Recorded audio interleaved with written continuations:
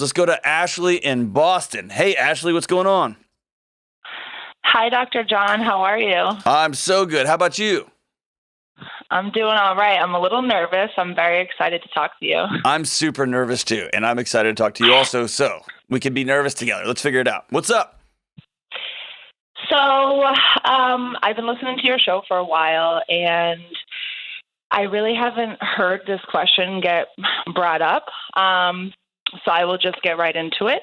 I am a mom of an 8-year-old daughter, and I have been married to my husband for 7 years. He also has 2 children who are not mine. So we both have children that we brought in prior. So we don't share any children together. We've been together for 7 years. All the kids have grown up together. Both of his children are actually 10. They're 6 months apart, so they're from 2 different moms. My daughter is also, like I said, from a different dad. And over the past 7 years, we've really worked hard on trying to basically create this family for when we're together, as normal as possible, whatever normal means. Right. Whatever that means in 2021. Right. And as the kids are getting older, it's becoming, I think, just with the way that things are so different now and technology and different temptations. I mean, growing up as a kid is a lot different than even when I grew up. Right. And I'm really struggling, and my husband and I are struggling with the difference in households and kind of that transition period of when we get my stepkids back. We share like a week on, week off schedule with his kids. And the expectations at the mom's households are a lot different than ours. Yep. And it feels like, we're kind of more like the rural household. Yeah. They have the party house and the Twinkie house and then the fruits and vegetables house. Basically, yes. And it's Boo! Fun ruiner, Ashley. And it's hard because as a stepmom, I'm not their biological moms. Their moms are completely in their life. And, we've had some really big ups and downs with those relationships. With the relationships with those other moms? Yes. Okay. We've gone through some legal stuff with a different mom. We've done just different things. And I have a pretty good relationship with my stepson's mother, I think better than my stepdaughter's mom. And it's caused a lot of strain, I think, on my relationship with the kids and trying to navigate not resenting the kids for their moms or not comparing myself constantly to the other moms. Yeah, I was going to ask you, why do you compare yourself to those moms? Because I guess I'm always second guessing if I'm doing it right. Because I'm not their biological mom. So Hey, every parent on planet Earth, 100% of the time, second guesses whether they're doing it right or not. And those that don't second guess are usually insane. Like they have this like, this is the way to do it. And then those kids keep the Mental Health Association of America afloat. There's not a mental health association, but they keep all the psychologists and family therapists afloat for the next generation. Comparison is I mean, this, that it just steals your soul from you, right? Very much so. But usually when I am comparing myself to something, it's because I'm not totally secure in what I'm doing, right? Whether it's like about exercise or diets or whatever. I think I haven't fully done the work to know right where I stand on my values and what I believe. And then the other part is this insecurity, as though I have this imaginary standard. I'm trying to live into some fantasy that doesn't exist. Does that make sense? Yes. And I guess that's, this is my first time being a stepmom. I've been doing it for 7 years. So are you doing a good job? I'm trying to. No. Are you doing a good job? I think so. Try again. Are you doing a good job? Yes. Yes, you are. And so, yeah. Y'all have just a fun sound, and I'm saying fun because I like chaos. That's just a thing I love. So you guys have a fun household, right? You've got three moms, two dads? Is that right? Yep. Yeah. Three moms, two dads, and a merry-go-round. And y'all are trying not to get dizzy on a merry-go-round. And so that's always going to be hard. And at the same time, you're going to have more opportunity for adventure and vomiting and laughter. Does that make sense? It's all of it, right?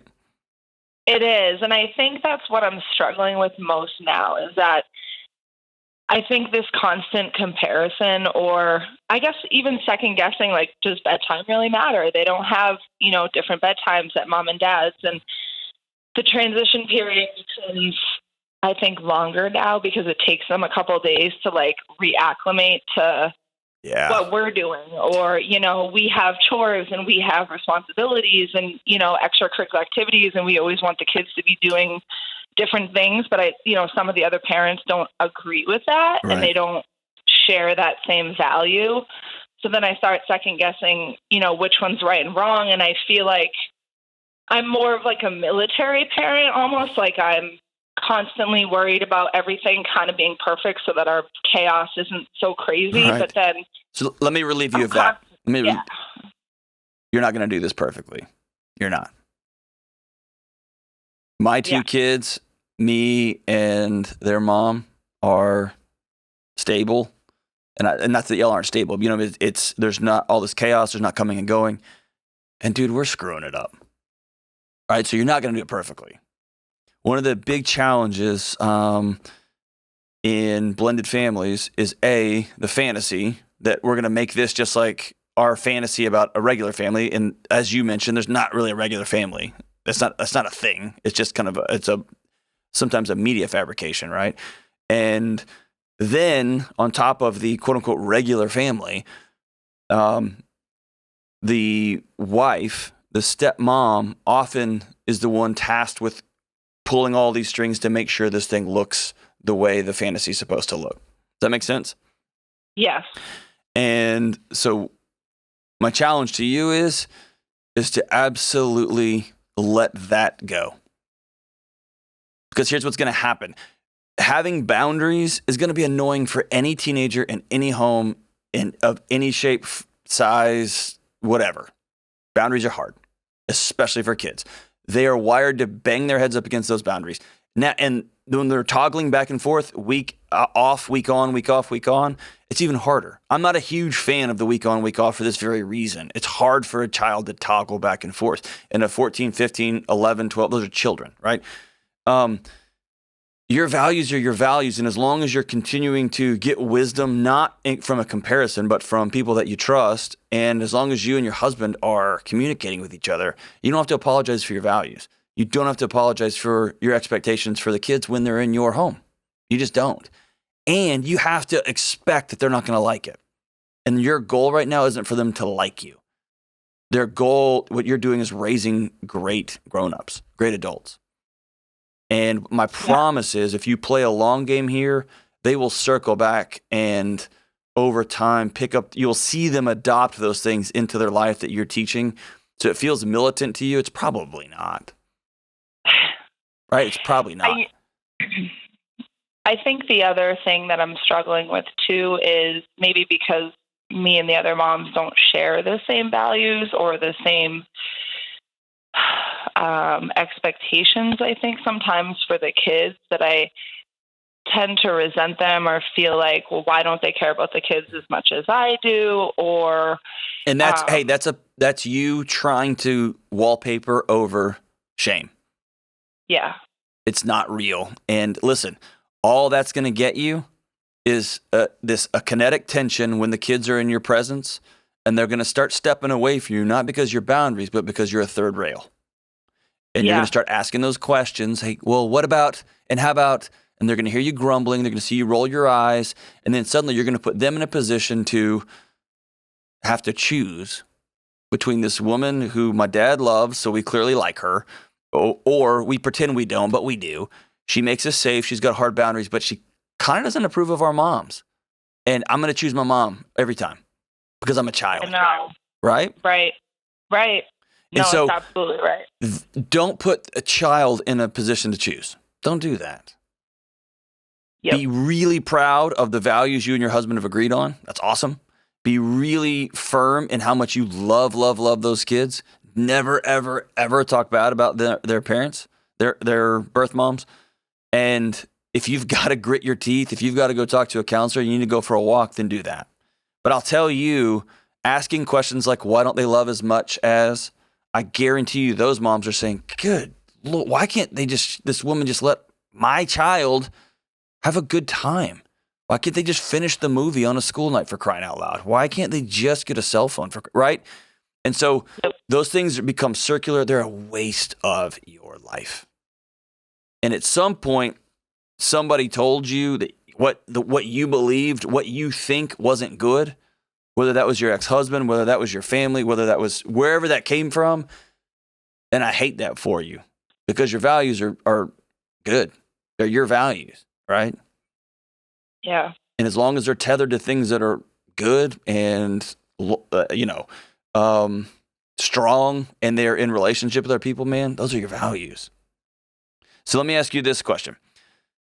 What's one thing you need to improve? And here's why I ask that. I often go on a comparison hunt when I know I'm not doing what I'm supposed to be doing. Right? I really get obsessive about other people's workout programs when I've just laid off for 2 weeks. I get really critical of the way somebody looks in their shirt or the way somebody's eating at lunch when I've let my diet go to crap, right?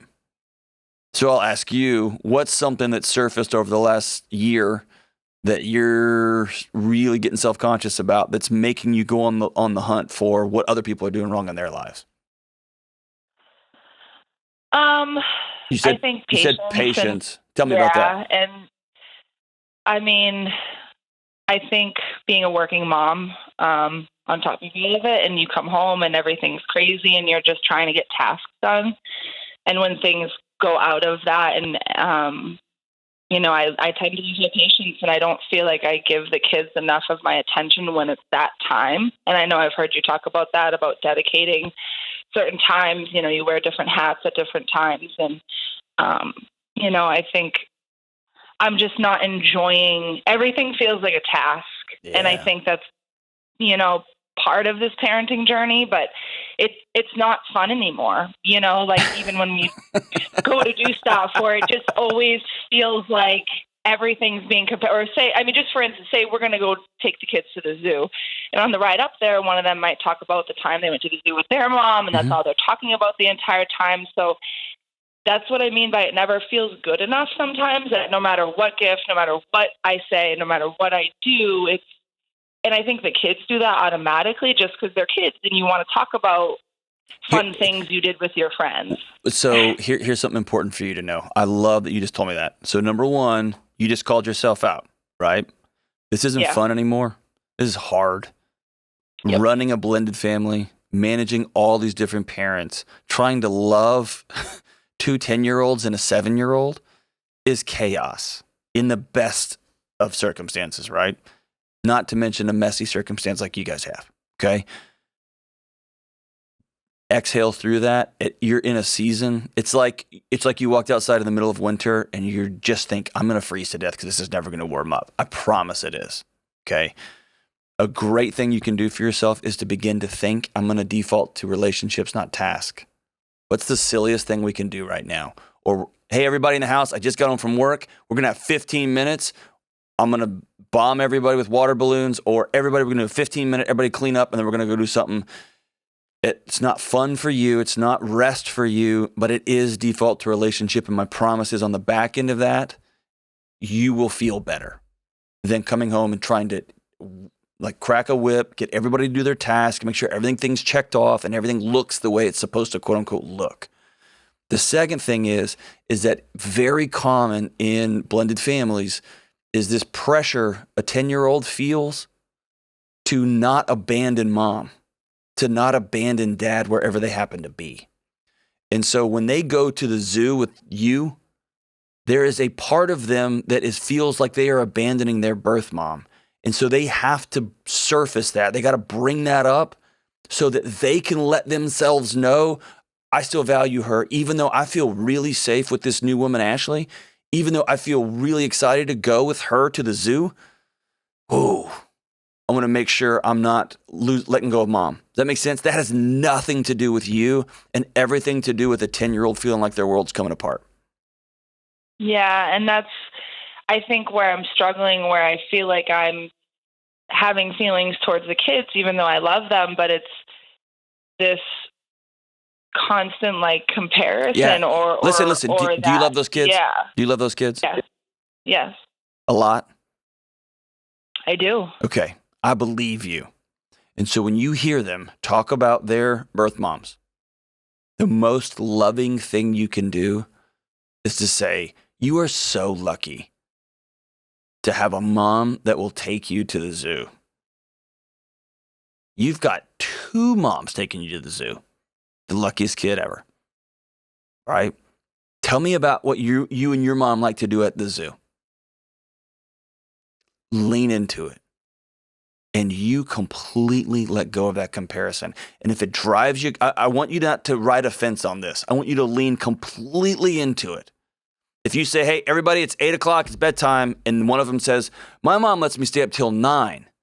I want you to say, all right, in our house, we've talked about this. I want you to go get in bed at 8, and then when I want you to go sit by them, when you're going to read them a bedtime story, because it's good to read to kids, and say, tell me about a 9 o'clock bedtime. What's that like in your mom's house? Lean all the way into it. Right? Lean all the way into it. Don't make a kid choose between who they're going to love. Let them know that both of them, both moms, love them a lot. And expect it. Those conversations, those comparisons are not about you. They're about the kid feeling like they're having to choose and they're coming apart. Right? And you look at the world that you're feeling less than. Where are you feeling shame? Where do you feel like some of your relational stuff is an ash? Right? Are you really busy at work and you're coming home and your kids are getting your second or third fruits? Is your husband not participating in some of this stuff? You need to get his lazy butt in there to help. Is there some places where you have, in moments when things start rattling, you default to tasks and I want it to look this way versus, you know what? I don't give a crap. We'll do the dishes tomorrow. Hey, husband, you get your butt in here and do the dishes. We're going to go outside and throw grass at each other. I don't know what y'all are going to do. We're going to go outside and kick soccer ball around because I'm going to default to relationships first.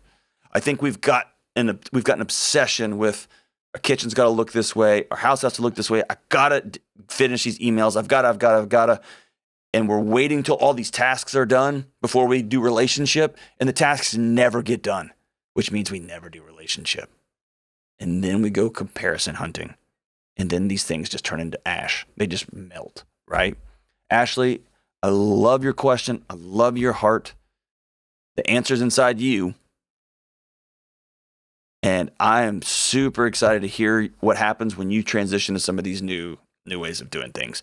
Default to relationships over tasks and start leaning really into those comparisons. Lean way into them. And see if your kids don't exhale. You become a safe space they can talk about how cool their other mom is, their other house is. You become that safe space. I know it's hard. If you need to find someone to talk to, find someone to talk to. Don't let comparison steal your soul.